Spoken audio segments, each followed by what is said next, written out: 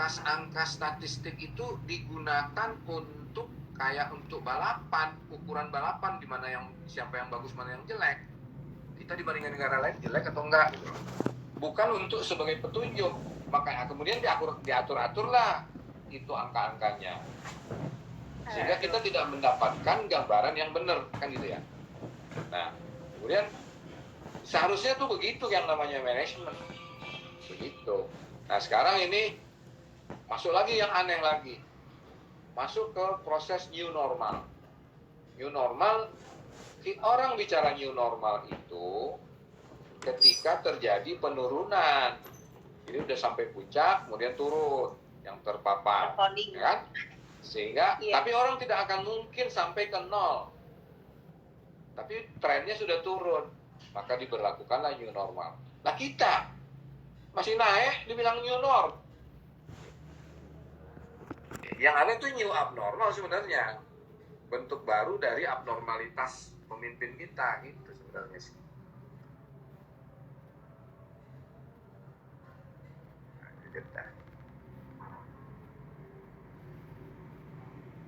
Dengar nggak tadi? Ke jeda tadi bang, ini ke post. Ke jeda ya? Iya. Jadi apa namanya? Jadi ketika kita yang sekarang ini yang terjadi sebenarnya bukan new normal tapi new abnormal. Tepatnya new abnormal, bentuk baru dari abnormalitas pemimpin kita gitu. Begitu kira-kira. Ini kan jadi satu kegelisahan bang. Sebenarnya dua hal yang sangat penting dalam fokus pemerintah saat ini adalah ekonomi dan keselamatan gitu ya bang. Memang semua orang berpendapat bahwa keselamatan itu prioritas nomor satu. Setelah itu baru kita bisa bangun ekonomi. Apakah itu bisa dibangun bersama kira-kira bang? Keselamatan dan juga ekonomi sehingga new normal ini muncul. Ya gini, itu kan kita harus bikin ukuran-ukuran yang jelas. Kayak tadi kita, kalau menurut saya sih bisa-bisa saja. Tetapi semua balik harus ditetapkan ukuran-ukuran yang jelas, yang pasti gitu loh. Yang jadi soal di kita ini kan nggak jelas. Gitu loh. Jadi ketika ukuran-ukuran itu jelas, kemudian kita bikin standar-standar kan. Kalau di Jepang ini, itu standarnya jelas. Jadi ketika COVID ini trennya turun, kemudian sudah dibawa di 1 digit, ya kan, udah 1 digit, cuma 5, ya kan, di 9, berputar di situ, maka diberlakukanlah new normal. New normal itu juga ditahapin, angkanya, standarnya juga jelas. Pertama hanya boleh 50 berkumpulnya, kemudian tahap kedua 200, tahap 500 saya lupa, kemudian tahap ketiga baru 1000 boleh. Tapi begitu ada kenaikan lagi mencapai 100, di atas 100, maka diberlakukan lagi state of emergency gitu. Dan penduduknya dikasih tahu, semua orang tahu standarnya. Kita tahu nggak standarnya? Kan nggak tahu. Nah, ini yang jadi soal. Jadi kalau umpamanya kita ingin melakukan kebersamaan, di dalam manajemen kan sederhana aja. Nah, itu yang tadi ya, kalau kita bicara manajemen publik tadi ya, manajemen, itu yang disebut dengan mission driven.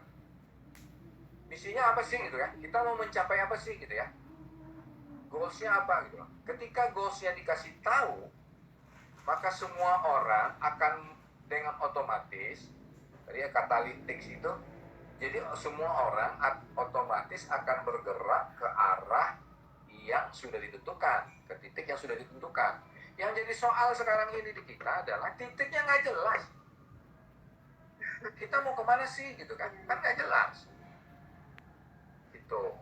Jadi kalau umpamanya mau seperti itu, titik akhirnya itu seperti apa harus dijelaskan secara terbuka, tidak ada yang disembunyikan, sehingga semua orang itu melangkah ke arah itu. Ya kalau kita nggak dikasih tahu, kita mau melangkah gimana? Yang ada kita new normal, pusing kita juga, gitu kan? Itulah. Iya, betul, Bang. Beberapa waktu lalu Presiden Jokowi kan sempat viral juga ya, Bang. Marah-marah juga ke kabinet. Apakah pertanyaannya sih lebih kepada mungkin manajemen di dalam ya, Bang. Dalam kabinet ini manajemennya bagaimana ya? Dan apa permasalahan di internal sehingga barangkali kebijakan ini kurang begitu dirasakan dampaknya kalau dalam konteks yang kemarin. Ya, oke. Sebelum saya jawab itu, saya mau katakan gini.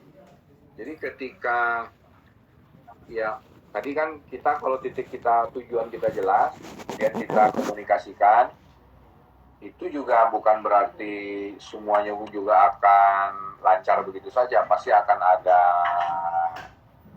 misinformasi, miskomunikasi, itu pasti akan terjadi.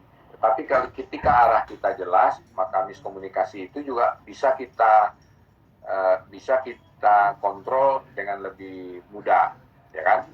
Nah, sekarang kalau ketika kita udahlah tujuannya nggak jelas, kemudian kita juga melakukan komunikasi yang buruk, maka itu juga membuat kekacauan tambah kacau lah gitu.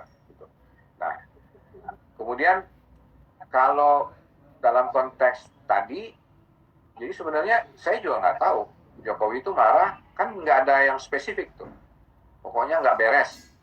Nah, dalam memberikan feedback, katakanlah ini memberikan feedback itu satu, kita tidak boleh kepada anak buah ya, kita tidak boleh mempermalukan mereka, karena kalau itu terjadi di dalam satu organisasi kecil, itu pasti demoralize itu.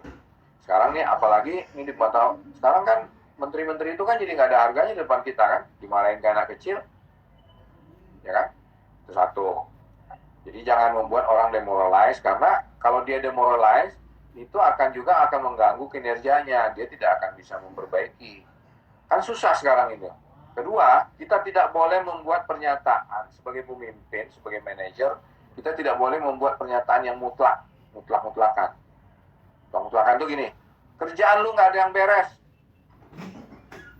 Yang mana yang nggak beres gitu ya? Ya, kan yang mana yang nggak beres? Masa semuanya nggak beres? Kan nggak mungkin. Nah sekarang Presiden udah ngomong nggak ada progres. Itu Kementerian Kesehatan cuman 1, daya serapnya cuma 1,15%. 1, itu kan progres. Iya. Cuman progresnya kecil kan itu kan? Gitu loh. Jadi ketika mutlak-mutlakan itu pasti akan tidak logis jadinya. Itu kedua. Yang ketiga, kemudian kan jadi susah menjelaskan kepada publik. Ya kita orang semuanya dianggap nggak ada beres semua, nggak ada progres semua. Terus Menteri BUMN bilang dia melakukan ini, melakukan itu, seakan-akan dia sukses besar. Gimana kan? Loh, gimana? Kan dibilangin sama Presiden, bilang kan tidak ada progres. Kok dia bilang ceritanya sukses besar? Kan susah itu jadinya. Gitu loh. Jadi hal-hal semacam itu seharusnya tidak terjadi kalau menurut saya. Itu kan dialog yang harusnya terjadi di dalam rapat kabinet, yang kemudian dikonfirmasi, saling mengkonfirmasi, kemudian baru diumumkan ke publik apa yang terjadi. Publik itu dikasih informasi yang kemudian memberikan petunjuk kepada mereka harus melakukan apa. Bukan dikasih persoalan. Kita udah bayar pajak, dikasih pula persoalan, gimana sih? Oke, Bang. Ini kayak showing face ya, Bang, enggak memberikan arahan gitu yang jelas di mana masalahnya, bagaimana untuk menyelesaikan masalahnya gitu. Oh ya, tadi satu lagi. Jadi kita ngasih feedback itu harusnya spesifik, bukan yang mutlak-mutlak, spesifik. Itu tadi apa sih masalahnya kan gitu ya. Oke, ya. Jadi terukur. Ya. Tadi ada respon ini, Bang. Dari pertanyaan pertama tadi kaitan dengan bagaimana menurut Kanda pandangan terukur dan terkira secara logis, apakah ada peran untuk peran kader HMI dan bagaimana menjawab tantangan tersebut? Barangkali di era tantangan seperti ini, new normal, kemudian kebijakan pemerintah, kemudian segala hal yang terjadi di hari ini nih Bang, ini kan kita tetap dihimbau stay di rumah. Kemudian anak-anak HM ini perannya bagaimana menurut Abang untuk kiranya bisa kontribusi atau bahkan dalam lingkup kecil barangkali bisa yang dilakukan apa? Ya kalau sebenarnya kan ini langkah-langkah yang kalian lakukan, aktivitas-aktivitas HMI kan sebenarnya tidak mesti terganggu ya. Artinya pasti terganggu. Maksud saya tidak mutlak juga harus berhenti kan gitu. Ini kan langkah bagus nih kalian mengadakan online gini kan. Toh bisa. Semua orang kan sudah bergerak dengan cara-cara seperti itu. Jadi kalau menurut saya kalian udah harus mengembangkan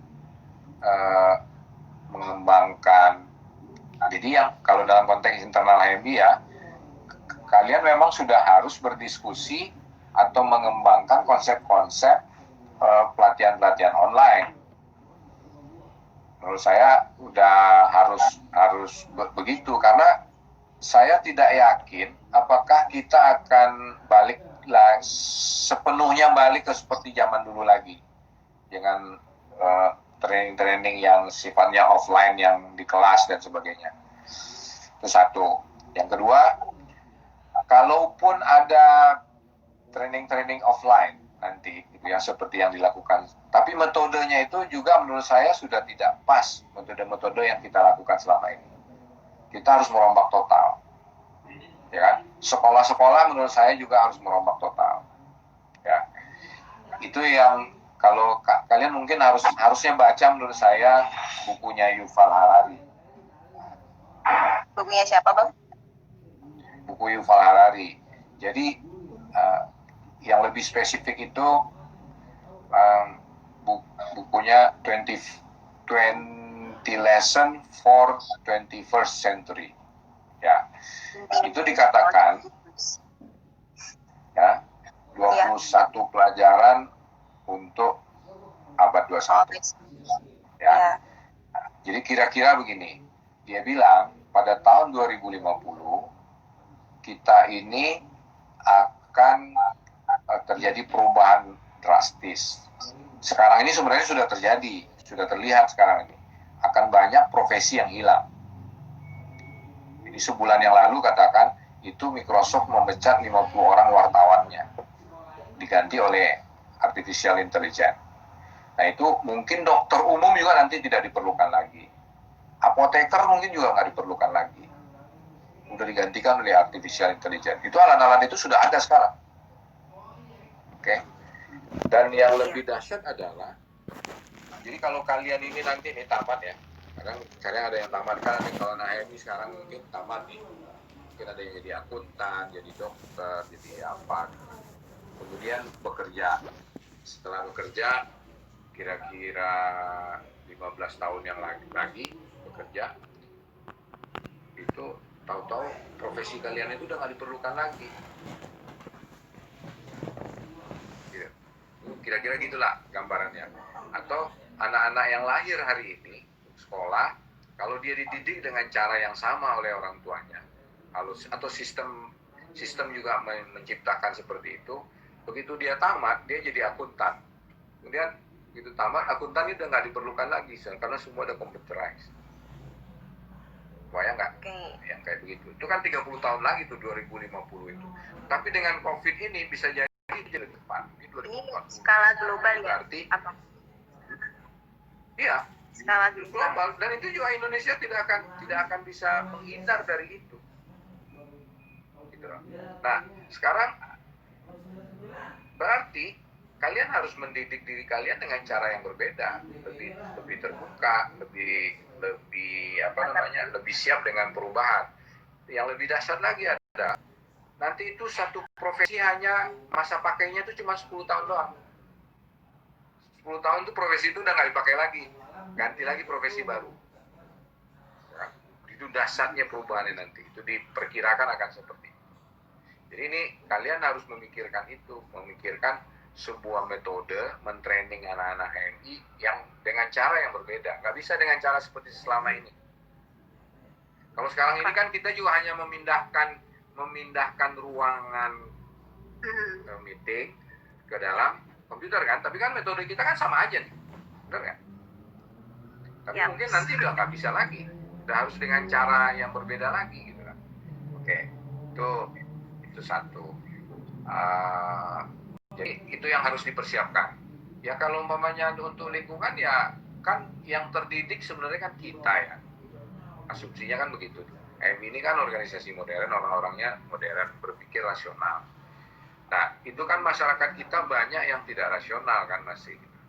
Ya kita harus membantu pemerintah untuk menjelaskan rasionalitas dari COVID ini. Jadi jangan sampai ikut-ikutan tidak rasional. Wah itu kan penyakit dari Allah, ya kan? Itu ngapain takut? Takutnya sama Allah bukan sama penyakit, waduh. Ya kan? Ya itu harus kita bantu. Mungkin kita bisa berperan begitu menurut saya. Di antaranya. Lebih ke edukasi ya Bang, sebagai Ya. kaum terdidik, kaum terdaftar di perguruan tinggi. Ya. Mungkin Oke, kalau Bang. yang teknik ya bisa membantu mencari teknik-teknik gimana supaya efek COVID ini makin tidak diminimalisir gitu ya. Kan kayak tadi saya dapat ini dikembangin cara tempat duduk yang tidak perlu nyentuh, pakai sistem sensor gitu kan. Jadi nggak perlu muter-muter keran atau nanti apa gitu ya.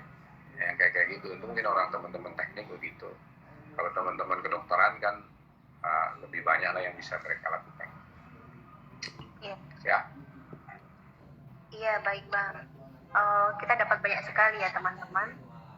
Jadi kalau ada pertanyaan boleh langsung komen, nanti kita masih ada sekitar 15 menit.